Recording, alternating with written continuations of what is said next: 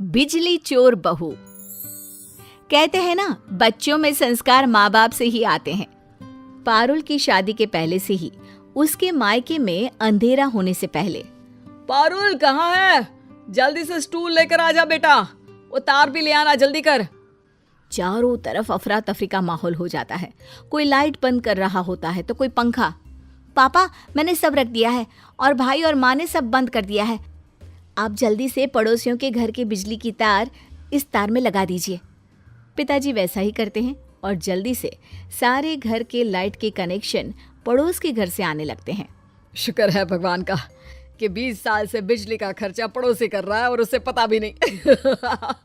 चलो बच्चों, सारे घर की लाइट जला दो, रोशनी से नहा लेना चाहिए घर।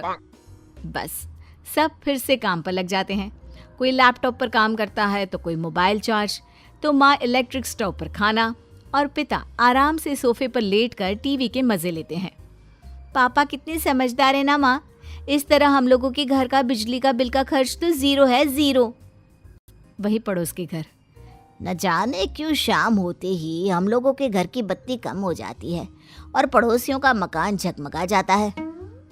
सब देश के राजनेताओं की गलती है जी, मैं तो सच्ची बोल रही हूँ। ये नेता ना किसी के सगे नहीं है। देखिए, अगली बार तो हम लोग दूसरी पार्टी को ही वोट देंगे। अरे वो तो पिछली बार भी किया था। 20 साल से 4 सरकार बदल चुके हैं हम लोग, लेकिन बिजली की समस्या वहीं की वहीं है। तुम कल भाभी से पूछना किस सरकार को वोट देते हैं जो शाम होते ही घर बिजली से नहा लेता है। अरे बहुत ही शरीफ लोग हैं, बेटी पारुल और बेटा हिमांशु। भाई साहब भी बिल्कुल उसूलों के पक्के इंसान है। ये चमक तो लगता है उनकी सच्चाई और नेक दिली की है। हाँ। तो तुम कहना क्या चाहती हो? मैं मक्कार हूँ, बेईमान हूँ, जो घर की चमक शाम होते ही कम हो जाती है? हैं? बड़ी आई भाई साहब की तारीफ करने वाली।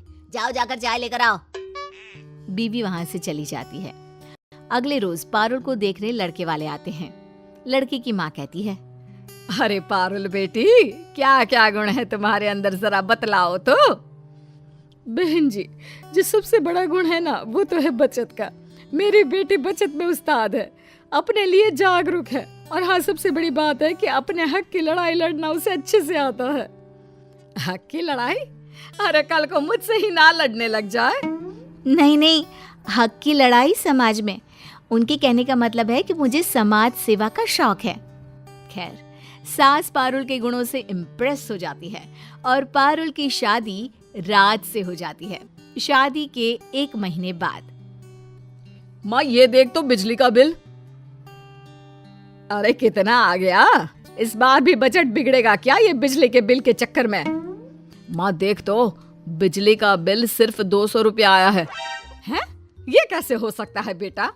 AC, cooler, TV, fridge, laptop, mobile सब तो चल रहा है, फिर कैसे बिजली का बिल कम आ रहा है? जा जरा बिजली विभाग में दिखा कर तो आ। तभी वहां पारुल आ जाती है। हद है माँ जी, लोग उन लोगों के पास जाते हैं कि हम लोगों का बिल बढ़कर आया है, आप जाओगी कि कम आया है? अरे हंसेंगे सब आप लोगों पर। अरे बचत ही की है ना हम लोगों ने। चलिए। हाँ माँ, पारुल सही तो बोल रही है। सारा दिन पारुल को मैंने गर्मी में बैठे हुए देखा है। हाँ, क्योंकि पूरी रात एसी चलता है ना।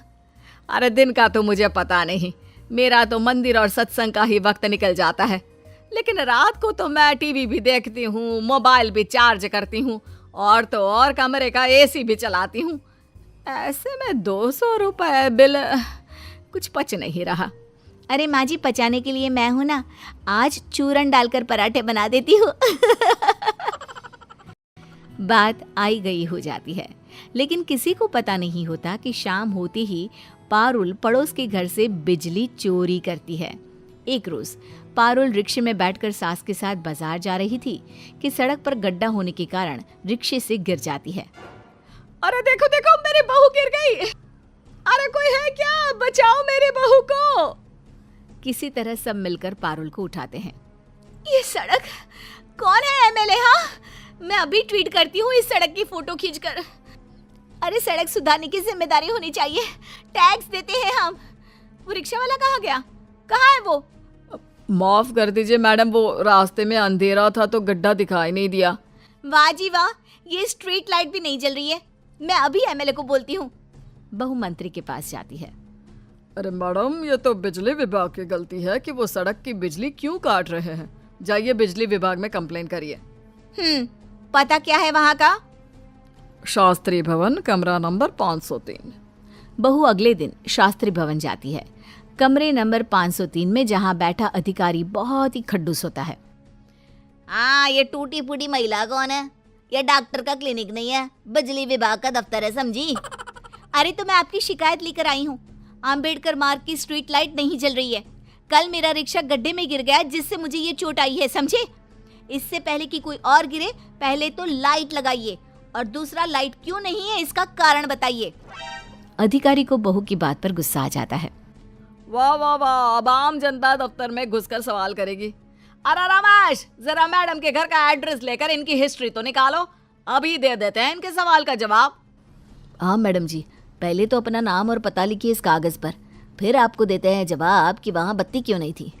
बहू सारा लेखा जोखा कागज पर लिखकर चली जाती है। अगले रोज, बहू, शाम के वक्त कौन आ गया, जरा देख तो। सामने बिजली विभाग के लोग खड़े होते हैं। अरे माँ जी, वही लोग आए हैं जिनके खिलाफ मैंने कंप्लेन की थी। माफी मांगने आए हैं क्या? नहीं, यहाँ छापा पड़ा है। आपके घर की तार पड़ोसी के घर पर लगी है। अब तो आप चलिए जेल। बहुत सवाल कर रही थी ना, जवाब वहीं मिलेगा। हाँ, नहीं नहीं, मुझे माफ कर दीजिए, मैंने तो बस वो गलती से।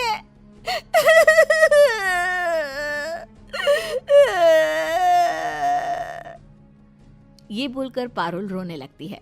तभी वहां सास आ जाती है। अरे क्या हो गया? माफ कर देना, माफी मांगने आए हैं, तू क्यों रो रही है? वाह जी वाह, बहू शेर, सास सवा शेर। आप भी चलिए। चलिए? कहाँ चलिए, क्यों चलिए? एक तो आप लोगों की गलती से मेरी बहू गिर गई। शांत हो जाइए माँ जी, चुप हो जाइए। पर सास कहाँ चुप होने वाली थी। हाँ हाँ, और नहीं तो क्या, ऊपर से चलिए चलिए लगा रखा है। तभी वहां पारुल का पति भी आ जाता है। पारुल उसे देखकर जोर से रोने लगती है।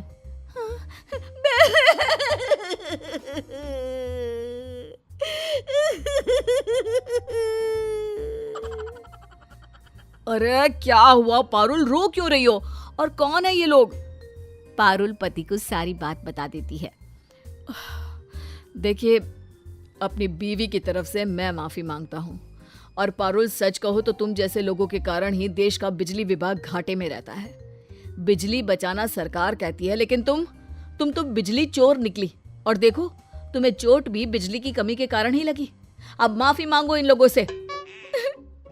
मेरी समझ में बात आ गई है, मुझे माफ कर दीजिए। मैं कभी बिजली चोरी नहीं करूंगी और सरकार के बिजली बचाओ अभियान का हिस्सा बनूंगी।